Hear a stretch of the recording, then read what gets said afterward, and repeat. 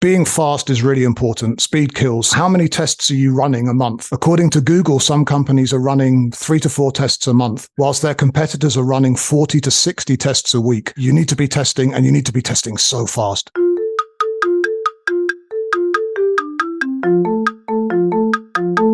Before we get on with this week's show, I'd like to tell you about an online event Automated Creative are running called Why Do We Need So Many Ads? An Introduction to Live Creative Optimization. The reality is that your competitors are probably already using live optimization, unearthing new insights and getting huge return for their media spend. We've actually proven over serving 6 billion impressions that brands that don't do this leave 17% of media value on the table. So this event is for newbies and pros. So if you're live optimization curious or just fed up with how your ads are being optimized, then this event is for you. If you go to www.automatedcreative.net, there is a link at the top of the page.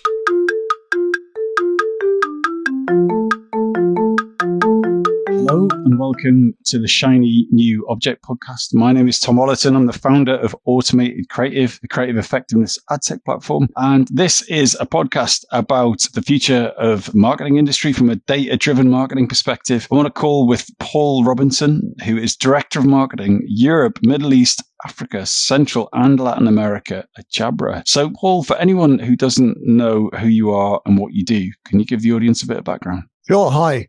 Thank you very much, Tom, for inviting me. It's really great to be here. There's a huge amount of valuable information in the Shiny New Pod, so I'm very excited to make a contribution. So introducing myself in less than a minute, I've 25 years of experience in marketing, brand, business management, category management, and management consulting. I've worked local level, region level, and global level.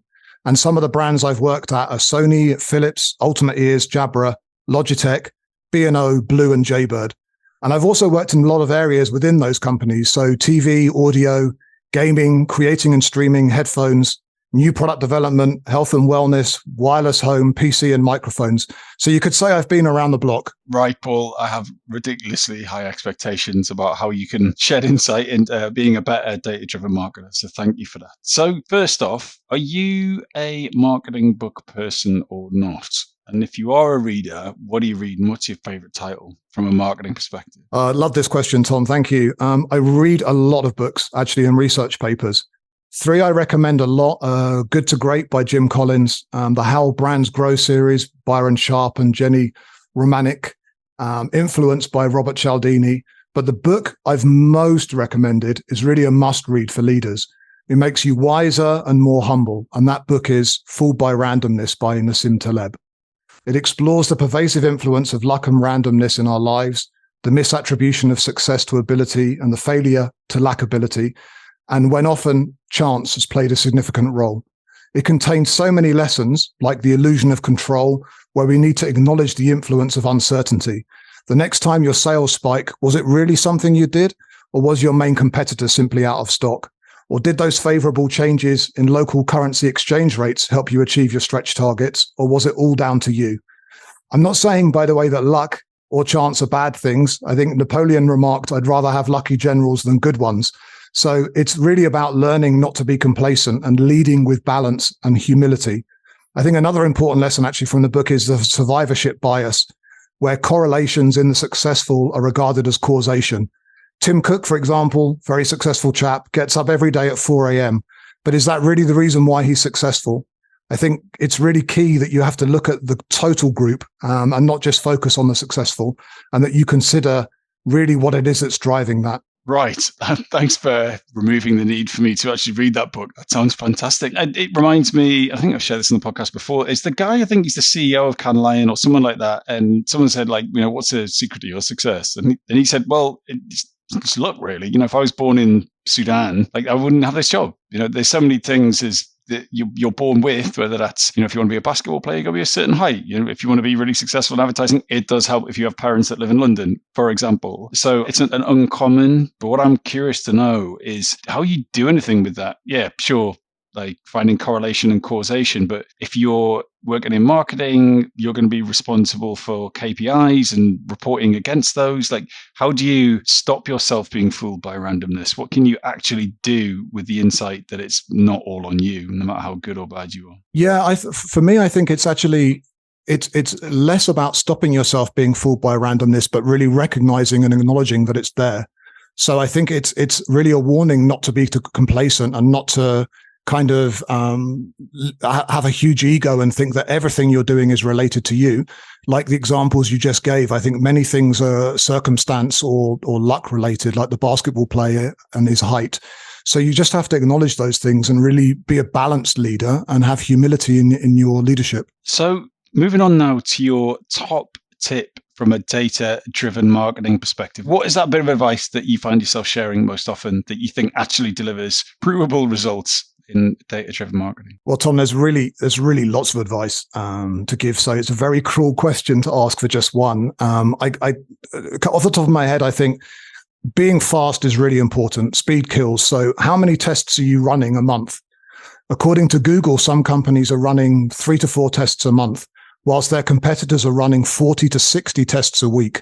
So I think it's really eye-opening there that you can see you need to be testing, and you need to be testing so fast. I think there's things like making use of qualitative data. A couple of examples are good examples. A car manufacturer was focusing marketing budget on customers configuring the most expensive cars as being the best leads. But actually in focus groups, they found that better leads were those visiting the website that were looking at financing and leasing terms and APRs. And recently, actually, I had one for headphones.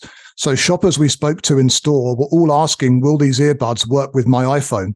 And a campaign featuring the message made for iPhone gave a significant uplift in CTR against what we've been using before. Actually, I think on that point, creative and message, they really make a big difference in performance. So don't forget this. Another real example, we tested a lead and call to action. And which one do you think would get the highest CTR? So the first one's built for gamers, go to gaming, or are you a gamer? Join gamers now. As a man who runs a business that does testing, I'm going to decline the question. I would say that you are doing an A/B test, and I think that's a mistake, because all you're going to do is work out which one works, not what is the psychological trigger behind it. So in our methodology, what we would do is work out what are the themes around the gaming message that are within gaming itself, and then test, upwards of like 30 different variables to work out what was the driver. Because in an A and B scenario, you're just going to have this did better than that, and which is it's quite right. It's quite right to look to optimize and come up with the best.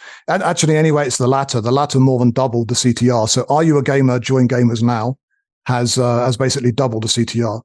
And also, I think on that, thinking about what the right metrics are.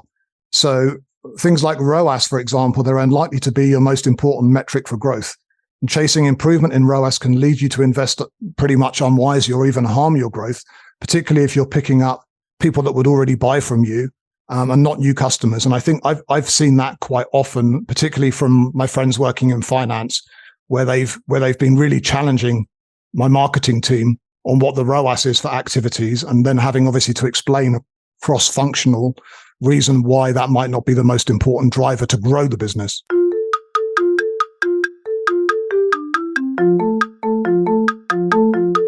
So we're going to move on now to your shiny new object, which is direct-to-consumer D2C. So not the newest thing in the world, maybe brand new to some companies, old hat to other companies. So I'm curious to know why D2C is your shiny new object. Well, the obvious new and shiny object actually that I thought about was AI-powered marketing and brand activities.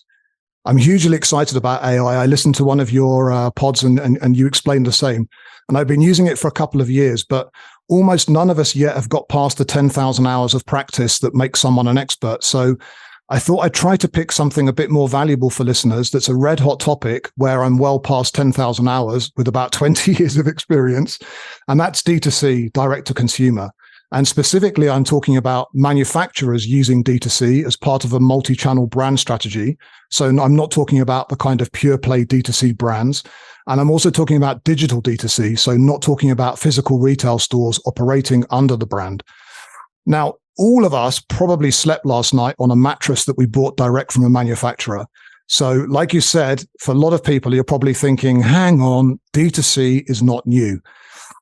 E-commerce has been around, I think, since the 1970s, and we've had D2C in the UK since around about 95, pioneered by Amazon and eBay and Tesco and Dixon's, PC World and Argos, amongst others. So please let me explain what's new and valuable for you. For 20 years, since around the mid-90s, D2C followed a path of slow, gradual, continuous Darwinian evolution, steady but unremarkable sales growth relative to other channels. Starting primarily as a web-based brand experience, over time, manufacturers, D2C has added sophistication. So we've got things like technical product information, customer service, quick start guides, user manuals, product education and how-to materials, enablement of direct sales, SEO optimization, mobile adaption and optimization, integrating stock availability, integrating user reviews, which incidentally, just having 5 reviews increases conversion rate by around 270%, we found, so it's huge, and consumer outreach. So again, emails that we send tend to get 3 to 5% response rates back, which is much better than the less than 1% CTRs that you see on lots of other activities. And we've also started to integrate things like where to buy. But still, for most multi-channel manufacturers, D2C was regarded as a kind of perfunctory sales activity because other channels just dominated sales and revenue. So here is where we get to what's new. Over the past 5 years, I think multiple trends have emerged that would lead us to a kind of big bang moment for D2C. Manufacturers that were pure play native D2C brands started to break into the mainstream, driven initially by very low cost of acquisition costs in relation to high order profitability. And this brought a kind of big technology, supporting technology improvement. We've then had social media overtaking shopping in physical stores as the primary source of product discovery, with people switching instantly from scrolling to shopping and back again. And then retailers, particularly like Amazon UK, have really turned people on to buying online. I think Amazon UK sales increased 82% in the past 24 months, up to 21 roughly. And I think half of UK households, they now have Prime. They now have a Prime subscription. And you've got digital online native consumers and generations entering now and coming into the consumer market. So millennials and Gen Z come in. And then I think finally the economies of fulfillment, direct to consumer, the infrastructure around this has really significantly improved with scale. And I saw a stat recently that in the UK, a courier visits every household with a parcel every other day. So all of these kind of enablers were cooking around in the background. And then the big bang happened in the latter part of 2020 into 21. And D2C had a kind of punctuated equilibrium moment. Sales just erupted, ignited by the COVID lockdown and store closures. And in the few years since, B2C direct commerce globally has increased by 125%. Manufacturers that are active in D2C have probably seen D2C being their highest growth channel. Triple and high double-digit sales growth is pretty likely to be what they've seen. To pick an example, Adidas, they've done about 40% of their total revenue via D2C last year, and they now have 300 million Adi Club members in 50 countries. So a kind of new brand direct consumer buying behavior has been emerging, especially amongst millennials and Gen Z. Discover products on Instagram, YouTube, and TikTok, research online, buy online, direct from brands.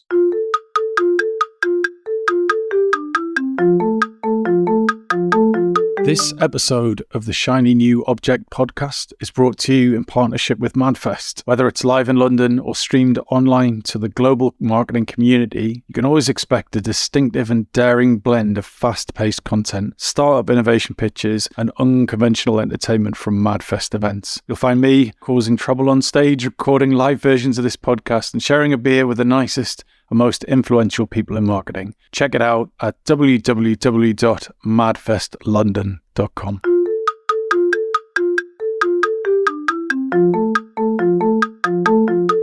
So right now, D2C is critically important for all manufacturers, and it's a growth driver for the total business.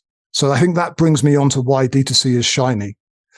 D2C benefits consumers, and as part of a multi-channel strategy, it can be a growth driver for your whole business. That's all channels. D2C is just a massive opportunity. So some of the headline benefits D2C is bringing consumers is based on direct consumer feedback. Future products will much better fit consumer needs and wants. It's been difficult to buy products in some territories, but now products are becoming available in new territories worldwide. Products can be personalized. You can have your name engraved on your Jabra case for your earbuds. The shopping experience is becoming much more personalized as well, with recommendations, and fit with the other products that you already own. Buying's got easier, and we already talked about the dominance of social media for discovery and how that's influencing online purchasing. D2C shopping services are really improving. You've got free returns and courier updates now as pretty normal behavior. And I think also new complementary adjacent offers can be quickly brought to market. So if you think about Cornerstone, they were a shaving company. Now they have hair loss treatment, erectile dysfunction treatment, condoms, weight loss, moisturizers, toothpaste, deodorants, shampoos. They really start to act like a concierge for the modern man. It's very exciting. So I think this, and also unique promotions, which can be quite difficult to run in store, especially when bought with. So you have things like Huel, who ship meal shakers and T-shirts with orders. This is very difficult to do in store from a logistics perspective, to have this kind of when bought with offer. And I think also, of course, special limited edition drops, which are great to copy from the fashion area, are now also moving into other industries with these great products available online for consumers. So loads of opportunities and benefits for consumers. And I think also important to add, all channels still remain important. And some of those headline benefits for D2C and other channels are equally as valid to talk about. So I think there's really growth opportunity that D2C can help other channels have. So let me share a few of those. I think it's possible that we'll see much less returns in future because of the better products already mentioned. I think D2C can really help get shoppers into stores to experience product. So I saw recently, actually, I read around 79% of shoppers in the UK didn't know a retailer where they could buy Fitbit. So that's unbelievable, right? So I think that there's really support that a kind of direct consumer channel can do from the manufacturer to help get people to the stores where products are listed. We know shelf space is very limited in stores. So it's really valuable to get that optimal product assortment on the shelf in store. D2C can help with that because we can learn very well which product and combinations of product work best and can generate the most revenue for the retailer. You've got more effective marketing and materials and campaigns coming because we're able to test these really well. So we're really testing, learning, and optimizing those. And that then benefits other retail channels. There's lots more localized content coming, user-generated content especially. I think Snag Tights is a good example here, where they've been using user-generated content, especially local user-generated content, which can be extremely expensive and difficult to do as a brand. They've been able to pull that together. And actually, interestingly, they found around 10% of their customers were men. So they actually started to have content of male users wearing Snag Tights. I think there's a lot of valuable consumer insights like that one that can be generated from D2C surveys. So are you buying this as a gift? What are you looking for? What can we do better? All of these things can really help to improve your total business. And I think D2C can really showcase multi-category user cases in a way that stores can't. So to give you a concrete example, if you're a content creator in gaming, you would need to visit at least 5 different departments within one physical store to be able to put your rig together. And none of those departments would be able to give you any advice on putting your rig together. On the job that you want to do, it's just simply not there. So D2C can really bring the user case stories together and really present them in a very nice, understandable way online. And then, of course, give some educational material for the consumer, which can then help them when they visit stores and get to experience the product itself. So I think also overall, D2C is really increasing demand pull for brands that are actively pursuing it and using it as a growth driver. And that, of course, benefits all channels. So that's why I've picked D2C as new, and that's why I've picked D2C as shiny. So anecdotally, one of our clients that will remain very nameless was in the, I guess the FMCG space is safe enough to be broad, stopped doing D2C. And I'm curious to know, why do you think brands are pulling out of this space, given you've given such a powerful rallying cry for its benefits? Well, I'd love to know the brand. I think not now, Paul. That's the only way right now.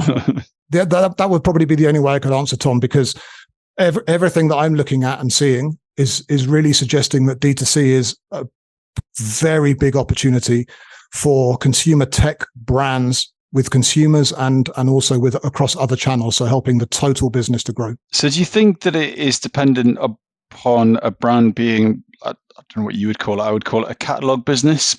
So a Jabra or a Bose or a Sonos or does it require there to be lots of SKUs in order for it to be really valuable? Whereas if Weetabix did it, for example, actually they've got a handful of products, but you're not going to buy, everyone who buys Weetabix also buys like Weetabix minis or whatever they're called. Like, is there a certain sort of brand that it has to work for? And are FMCG brands getting distracted by it? I don't think it's that. I definitely don't think it's that, because I think that if I think of some of the most successful D2C brands, there's both multi-product brands and relatively narrow product range brands. I mean, I think Adidas is a great example. Adidas publicly, they've committed to do 50% of their revenue via D2C, I think by 2025. So, I mean, there's a huge number of SKUs there.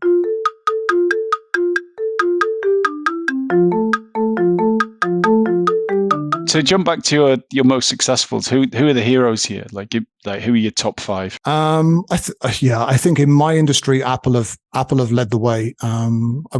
I think particularly with the personalization and the value add that they've created. I think with Apple, you can almost see a whole kind of channel pricing premiumness strategy, where effectively you can buy direct from Apple and there's various value add.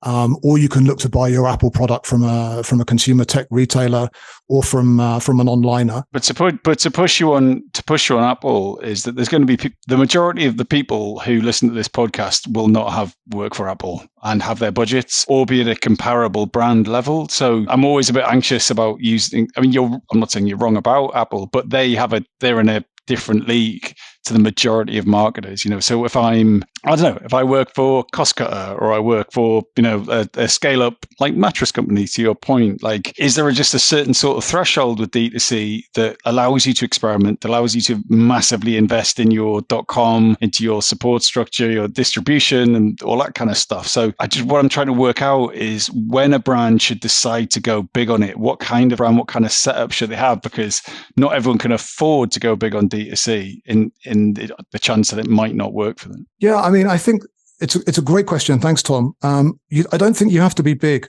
So I think there's a very small, I think they're called Height Denim, a very, very small, almost artisanal workshop denim company in Wales.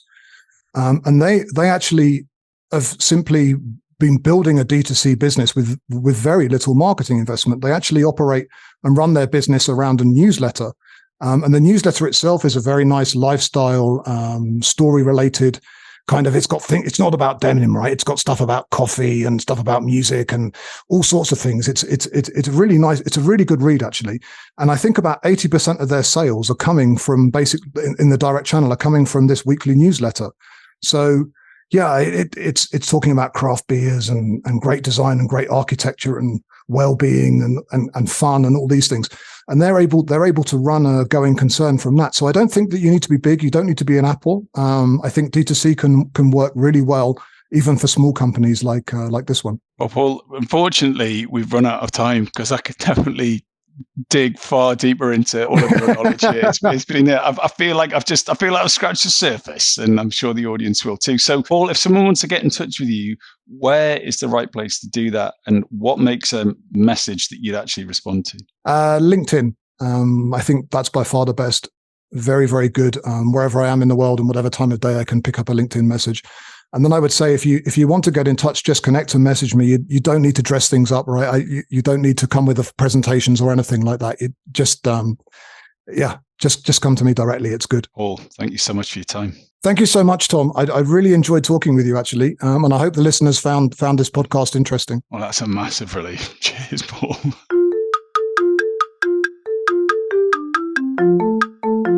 Hi. Just before you go, I'd really appreciate it if you could take the time to write a review of the shiny new Object podcast on Apple Podcasts or iTunes, whatever it's called these days, or whichever podcast provider you use. We're an indie podcast, so it would go a long way for us if you could just share the word and give us a bit of a support on those channels. That would just be fantastic. If you haven't got time, that's also cool. And yeah, if you could tell your colleagues about the podcast, and also, if possible, don't forget to subscribe. And I'd love to hear your feedback. If you'd like to speak on the podcast or be a guest or you think I'm asking the wrong questions, anything, I'd be super interested to hear what you think. So please email me at tom@automatedcreative.net. That's TOM at, I'm not going to bother spelling it. Anyway, you'll work it out. Thanks so much.